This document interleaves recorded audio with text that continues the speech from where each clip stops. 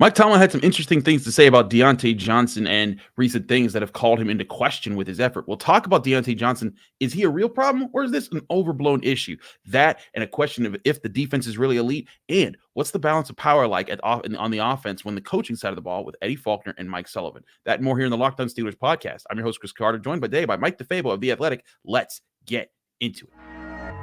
You are Locked On Steelers, your daily Pittsburgh Steelers podcast, part of the Locked On Podcast Network, your team every day.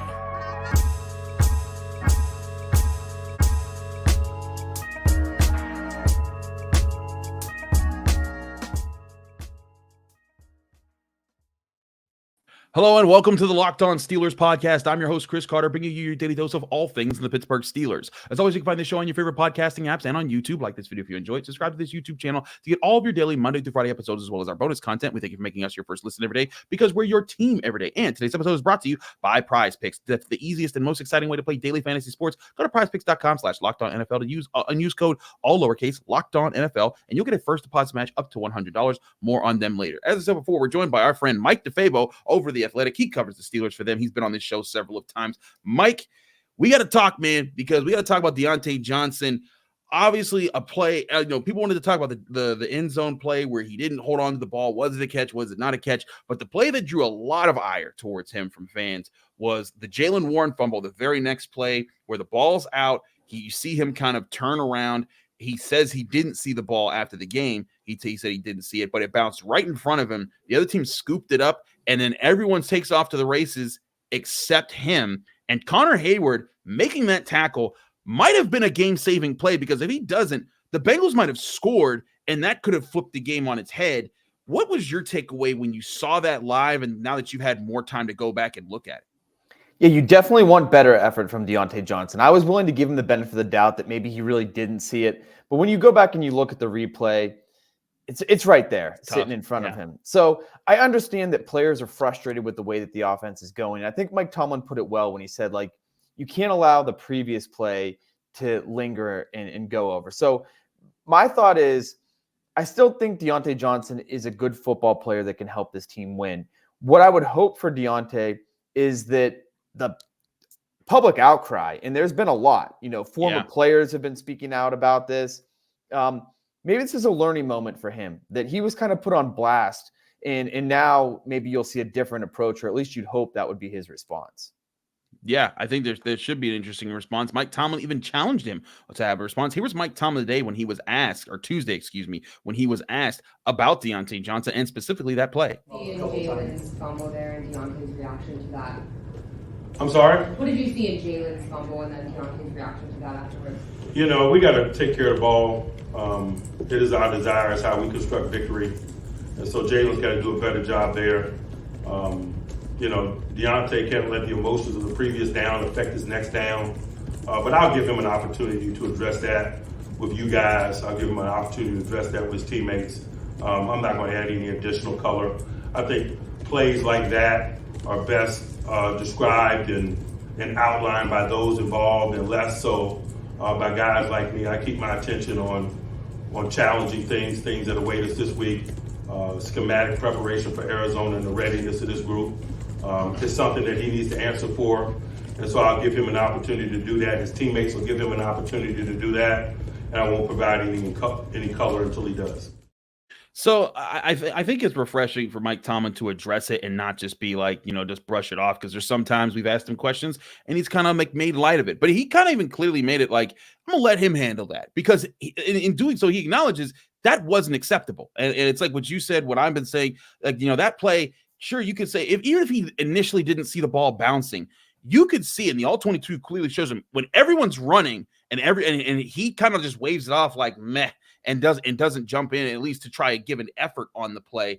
That is something that Mike Tomlin says he'll address with his teammates and with the media. We'll see if he does address with the media on Wednesday when we're in the Steelers locker room. But I can't help but stack this up with just the week before you had him kind of going at it with Mike Tomlin on the sideline during the Browns loss. Then the Adam Schefter report about him getting into a scuffle or an argument with Minkah Fitzpatrick in the tunnel. Now both have seemed to both be fine since then, and the team has downplayed it then. But you look at those times and times where Deontay Johnson has been obviously frustrated with the path of the offense.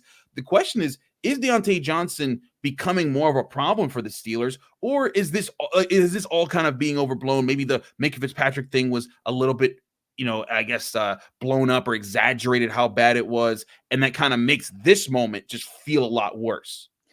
I guess when the Deontay Johnson report came out about the locker room incident with Minkah, to me that was a case of just the offense being so bad that frustrations were bubbling over from all directions. Like, This isn't the first time we've seen something like this. George Pickens has been frustrated. There's been bad body language from numerous players on the offense.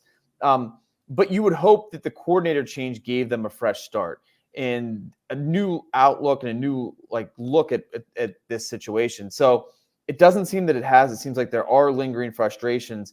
So I think that collectively as an offense, they need to look at this and just be like, Matt Canada's gone. We're trying to move things in a different direction. Play calling, personnel changes are all part of that. The other part of it is we need to start playing with greater effort and not let little frustrations linger and snowball into something, because I think it has in the past. I think that's going to be the key for the Steelers going forward.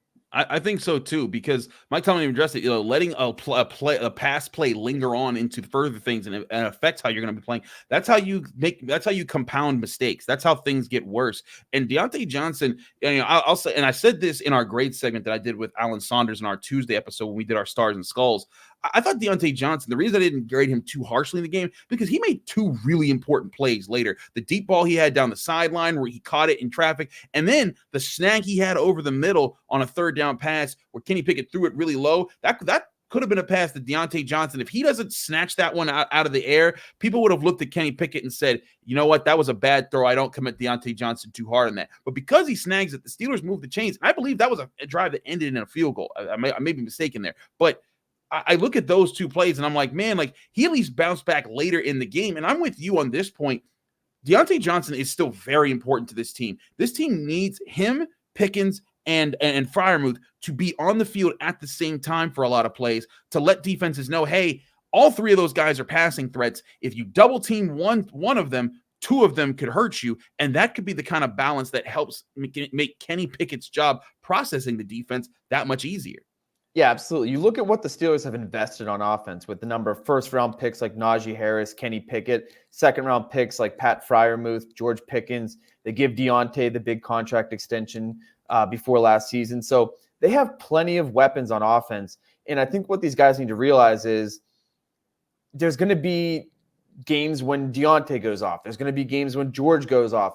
But all these pieces, as you're mentioning, should work together. And I think that this game against the Bengals was the closest we saw to that, where the Steelers were, they saw the two high coverages and they were feeding it to Pat Freiermuth. Then when they forced the Bengals out of those, they got the single high look. That's when they took their chances to George and to Diontae. So when all these guys are staying on the same page, fighting through these frustrations and just playing hard and through the whistle, they're going to have success. They just have to be patient and it will come. I agree with you there. We're going to talk more about the offense later in the show, but I want to talk about the defense next, because all of a sudden they're top 5 in scoring. And say what you want about who they've played, that's still a huge part of why this team is in a position to be fighting for the playoffs at 7-4 where they are. Well, that's how good they are. If they do deserve to be in that top 5 elite category in the NFL. That and more here on the Locked On Steelers podcast. Chris Carter, Mike DeFabo, stick with us. We have a lot to discuss. But first, we're here. This show, remind you, this show is brought to you by DoorDash. Why root for your team on an empty stomach when you can order DoorDash and save all your football watch party favorites? You can order pizza, wings, pop, burgers, or even just buns from a grocery store if you already have the burgers. All that can be got from DoorDash, where you can get your favorite restaurants or your grocery stores delivered right to your door. For me, I like to order some Big Shot Bob's, get some Frank White sauce on the wings, get a little bit of fries in there, and I'm having a happy football watch party with my wings and my sauce. Or sometimes maybe I'll go classic, get some Primanti's, that steak and sirloin steak, steak and cheese sandwich they got, it's awesome. I like my fries on top, but I don't do coleslaw. I think the people who do are nasty, Mike, so don't do coleslaw. Anyways, you can get all of that and more at DoorDash, where at DoorDash right now, you can get 50% off up to a $10 value when you spend $15 or more on your first order when you download the DoorDash app and enter the code LOCKED23. It's LOCKED23. Subject to change, terms and conditions apply. And you can get prepared before game day, stock up on all your favorites. And again, you can do this with a Dash Pass membership, which if you sign up for, it saves you on all your grocery and restaurant favorites with a $0 delivery fee on all eligible orders. And again, don't forget, you can get 50% off up to a $10 value when you spend $10 or $15 or more on your first order when you download the DoorDash app and enter code LOCK23. Subject to change, terms and conditions apply. We're also brought to you by Prize Picks. Prize Picks is the largest daily fantasy sports platform in North America, and they're the easiest and most exciting way to play daily fantasy sports. It's just you against the numbers. You're not battling against thousands of other players. You're not going up against pros and sharks. You don't have to pick the perfect lineup every single week to have a chance at getting any winnings. You just say, hey, I like these 2 to 6 players, and I think I can guess more or less on their stat projections. All that, and then you just watch the winnings roll in. Prize Picks is the fun new daily fantasy platform that everyone needs to start playing right now. And with basketball season here, you can now pick combo projections across football and basketball with Prize Picks Specials League. That means if you pick 2 players in football and basketball, LeBron James and Travis Kelce, and say they have a 10.5 prediction combo of 3-pointers made plus receptions. If you think you have a beat on their next games and say, hey, I think they'll get more or less than 10 and a half 3-pointers and receptions combined, then you can watch your winnings roll in at Prize Picks. And Prize Picks also has a reboot policy where even if one of your players gets hurt in the first half,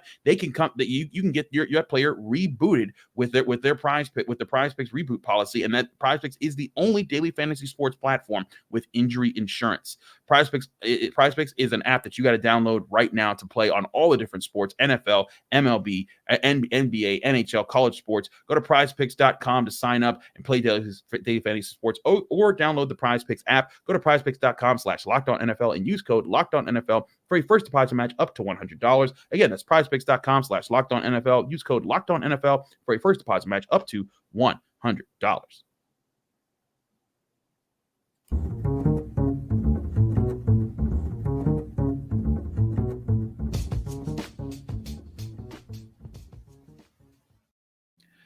Back here on the Locked On Steelers podcast, Chris Carter with Mike DeFabo from The Athletic. Mike, let's talk about the Steelers defense now, because we talk a lot about the offense, especially with them getting 400 yards this past week. But this was now the 7th straight game the Steelers held an opponent to 20 points or less.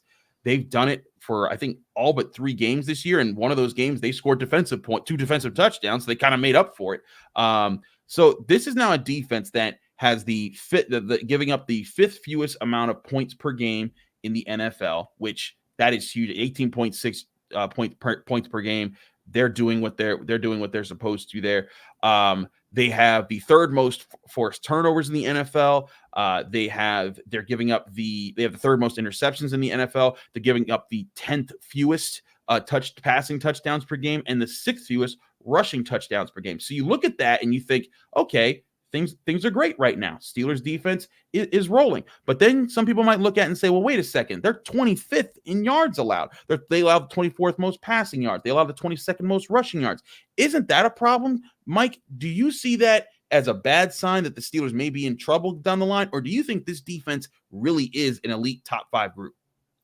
Well, I think that what you have right here is a formula for the Steelers defense. And what that is one predicated upon pressure. They get a ton of sacks, and then that pressure ultimately turns into turnovers.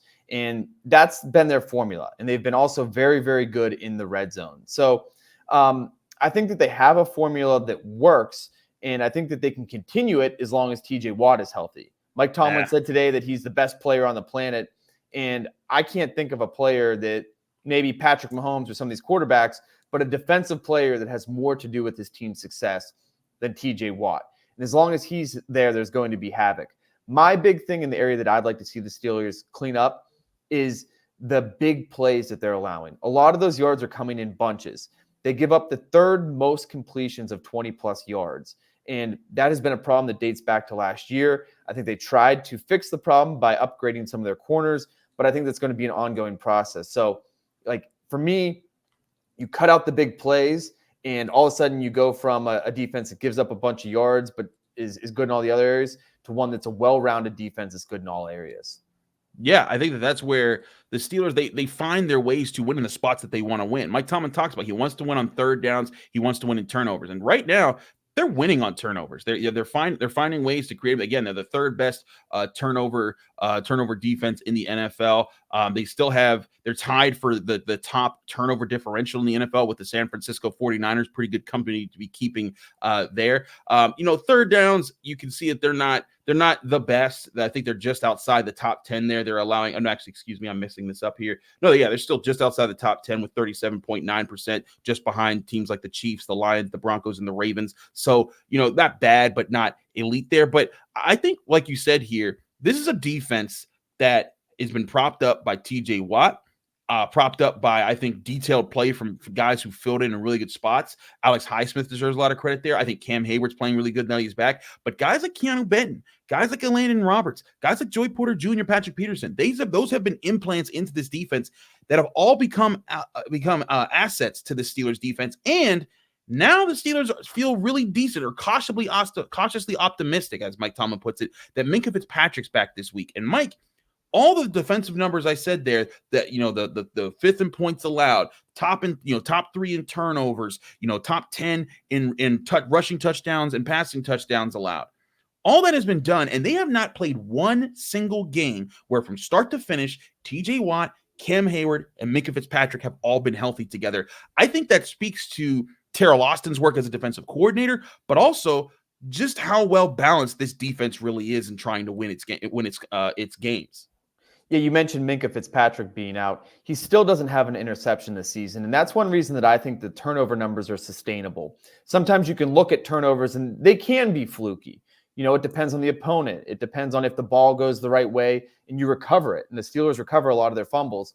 But I have optimism that the Steelers will continue to produce turnovers because Minkah has to this point, not been the playmaking, turnover-producing Minkah that we expect. And I expect Water to find its level. And I feel like he's going to have a big second half when he comes back.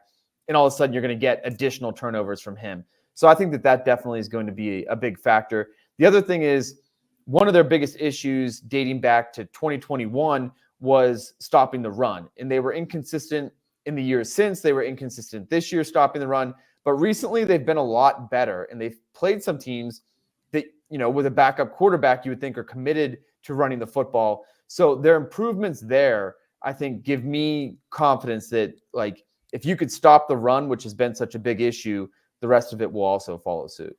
I think that's certainly part of it too here. I continue to look at the Steelers defense and be amazed in how they find things. But people also might look at some of the teams that they've played down the stretch here, and that's kind of fair when you look at they played some backup quarterbacks. They just played back-to-back backup quarterbacks in Dorian Thompson-Robinson in the Browns, Jake Browning in the Bengals. Jordan Love, I think, is coming on and kind of showing people that maybe he's better than what some people thought. But you played Will Levis just a couple starts in his second start, I believe, in the NFL. So you could certainly look at those situations there, but they've also looked pretty good against guys like Trevor Lawrence, who they held to 20 points in a game where their offense kind of fell apart in the second half. They kept Matt Stafford in check with the Rams. They kept Lamar Jackson in check with the Ravens. The only two games where I think you could say, the defense was just completely out of it today was the Texans game, which they kind of held close until late before that broke open, and the Niners game where they did get the doors blown off of them. I think this is a defense that very well can make this Steelers team very formidable down the stretch, especially if this offense does figure out a few of the right things. Well, further to your point about playing some less than superb quarterbacks, that's kind of the league right now. Yep. It feels like every team, either they've got an injured quarterback who's a star, or they've got a quarterback that's young that they're trying to figure out, or one that they don't believe in and that they've benched. And that's only going to continue, and which is another reason I think the Steelers can keep up these numbers. Look at the quarterbacks that are coming up. Kyler Murray coming off injury. He's still a bit of an unknown, and their offense has been kind of up and down this season. But then after that, you've got a Patriots team that who even knows how many quarterbacks they'll play or which quarterback it'll be. You've got a backup in Gardner Minshew coming up, another backup quarterback when they play the Bengals the second time. there's not a great quarterback that's going to come in here and light them up. So, I have confidence that they can keep it going. I mean, I'm right with you here, and I've said this for a little bit now, but before the season, I had the Steelers as a 12-win team. They sit at 7-4 with 6 games to end the season against the Cardinals at home, the Patriots at home, the Colts on the road, the Bengals at home, and then road games against the Seahawks and Ravens. All they need to do is win 5 out of those 7 games, or 5 out of those 7. Did I say that's right? No, 5 out of those 6. No, I mean, look at my math sucking in real time. 5 out of those 6 to get to 12 wins here, and that's no easy feat. I'm not saying that's a walk in the park here, because you have to be consistent, and the Steelers have struggled with consistency at times this year. But I really think if the defense holds at the level it's been, and maybe even takes a step up with Minkah Fitzpatrick back, and the offense in the progress that it's been making continues to take steps forward, you can see a team with not just 10 wins, but maybe 11, 12 wins at the end of the season that's vying for an AFC North crown, and maybe even a home playoff game that the Steelers fans can finally enjoy for the first time since COVID, when the 2020 year. Yeah, I mean, I think from here till the end of the season, I look at every single game as winnable, and a couple of those should be easy wins. Now, it's never easy in the NFL. Steelers are known for their letdown games, but I mean, there's no excuse for losing to the Cardinals, or there wouldn't be. You should definitely or the Patriots beat the Bengals. You should definitely beat the Patriots, who may or may not be tanking. Like, there's some easy games on the schedule, very winnable, and then the toughest games on the schedule, like the Ravens, who knows if they'll have something to play for. Plus, it's a division game; those are always tight. The Steelers always play Lamar Jackson well. It seems like the Seahawks and Geno Smith seems like he's regressed a little bit from last year. He's had some injury concerns. So I don't see a great team left on their schedule, and I think the Steelers absolutely should be in every one of these games. Absolutely. I want to talk more about the offense, not about the players as much, but about the new coaches that are leading the offensive room. Eddie Faulkner is the official offensive coordinator. Mike Sullivan calls the plays. I want to get Mike's thoughts on that balance of power as far as how that it could be helping the offense moving forward. We'll do that here on the Locked On Steelers podcast. Chris Carter, Mike DeFabo, stick with us. We have a lot more to discuss. But first, I want to remind you this show is brought to you by LinkedIn. These days, every new potential hire can feel like a high-stakes wager for your small business. You need the right people on your team to help your small business fire on all cylinders. That's where LinkedIn Jobs comes in to make it easier for you to find people who you want to talk to faster and for free. Just create a free job post in minutes on LinkedIn Jobs to reach your network and beyond to the world's largest professional network of over 810 million people. Then add your job in the purple hashtag hiring frame to your LinkedIn profile to spread the word that you're hiring, so your network can help you find the right people to hire. Simple tools like screening questions make it easy to focus on candidates with just the right skills and experience, so you can quickly prioritize who you'd like to interview and hire. It's why small businesses rate LinkedIn Jobs #1 in delivering quality hires versus leading competitors. LinkedIn Jobs helps you find the candidates you want to talk to faster. Did you know that every week nearly 40 million job seekers visit LinkedIn? Post your job for free at linkedin.com/LockedOnNFL. That's linkedin.com/LockedOnNFL to post your job for free. Terms and conditions apply.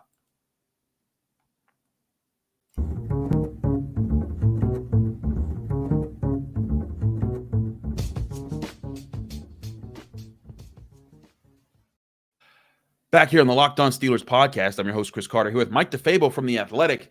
Mike, let's get back to the offense for a second here. And now I asked Mike Tomlin a little bit about this, about Eddie Faulkner, and if his way of organizing the room, which was something he praised just a week ago, played a big role in in any steps forward or anything that he liked about it in their third down success this past week. And he played it down as Mike Tomlin often does. He's like, let's see a bigger sample size for that. And I agree with that. Like, this is not, the one game does not determine that they've fixed everything in the offense, because especially when they just scored 16 points. But I look at this and I want to get a sense from you, a guy, you're around the team every single day. What do you think that the dynamics, how the dynamics have changed from Eddie Faulkner leading the room and organizing their week in and week out preparations, and then Mike Sullivan being able to call the plays, and how that balances between them? Yeah, initially when Mike Tomlin laid this out, it seemed like a very unique and maybe challenging dynamic to have two voices and two guys, and how was that exactly going to work? But the more it's played out, I think it is going to work well. And the reason I say that is Eddie Faulkner, I think, is the emotional kind of like leader that can bring them together. And a lot of the players talked about, he called a meeting right after Matt Canada was fired, And he just told the guys, look, we got to play for each other. You have to play for the guy next to you. And I think that that's something that the guys took to heart. And so I think that he's doing a good job of, bringing the guys together. He's also in charge of leading the meetings, and he's a charismatic type of guy. He has leadership intangibles that you can just sense from talking to him. And so I think that's all good. And I think that also he's, it's not a coincidence that the running game has picked up and that you've now got a running backs coach essentially as the de facto coordinator. I think that's a big part of it. And then Mike Sullivan, I think, he's the guy that knows Kenny Pickett the best. He should be the guy calling the plays. And, he knows from being in these meeting rooms with Kenny, which throws Kenny likes. If he sees Kenny throw off target, he's going to know what play do I need to call to get Kenny back into a rhythm. And beyond that, I wrote a story about him in The Athletic, and he was an Army Ranger. This is a military guy, very, very detailed. When he talks, like he's the kind of guy that speaks in full paragraphs. And so one thing he said to me was, I know the difference when I'm calling in an airstrike between a 9 and a 5. So I have to enunciate that clearly. So I just feel like having that kind of a strong, commanding voice in Kenny Pickett's ear just only can help him. And so I think that actually, as much as it's a unique and very different situation with two guys, I think that they actually got it right here. I think that this could be an interesting balance moving forward. And I'm not even going to approach for now the conversation of what they need to do next year, because right now this Steelers team is competitive. They're a playoff team, and I think they have a real shot at being at creating a lot of problems moving forward. For other teams, we'll see how far this goes. If this offense explodes and they have a 30-point game at some point this year, and then we're talking about this team being a real power, then we'll branch the idea of, hey, how do you approach this with trying to figure out who's the new offensive coordinator next year? Because there's a lot of things there. But right now, I think a big part of what Eddie Faulkner did, and I mean, this was something that we talked about. I've said for months now, people complain about Matt Canada's play calling, but I thought the biggest thing was how things were being taught didn't make sense to people, and the lack of consistency showed me that, like, hey, what Matt Canada could not do and continue to get wrong was getting people to understand what they were supposed to do on any given play and how to counterbalance with what an opponent was trying to do. And at least in this game, it certainly looked like the Steelers knew what the Bengals were trying to do, knew how to respond when they got certain looks, especially Kenny Pickett, who continued to look in the right places. And that's all you're asking of him, but also the offensive line. They countered different blitzes a lot better. You saw them pick up different blitz looks, and sure, they did let up some pressure here and there. That's going to happen in football. But I felt collectively this offense looked like it knew what its job was, what its purpose was, and it went out and executed it on several occasions. Now, you want them to execute it in a much better fashion because you're not going to win too many games with 16 points, even with the defense that's allowing 18.6 points per game. But I think that there is room for these guys to set a new tone and at least space for an offense with a lot of youth and a lot of playmakers on it. Pat Freiermuth, Diontae Johnson, George Pickens, Kenny Pickett, Najee Harris, Jaylen Warren, Broderick Jones playing well, James Daniels playing well on the offensive line. A lot of those guys can take steps forward together if this room is together. And I think that's where the biggest asset of Faulkner is. And like you said, the biggest aspect of Sullivan, he's the guy that's going to know Kenny Pickett the best and understand how can I best call plays to keep his head in the game. Yeah, and I just thought that their game planning and their play sequencing was really good. Like they came out and they anticipated the two deep zone. And so because of that, they immediately called a play to counteract it with the 4 verticals, hitting Pat Freiermuth up the seam. That's exactly what you want to call in that situation. They had the right call on.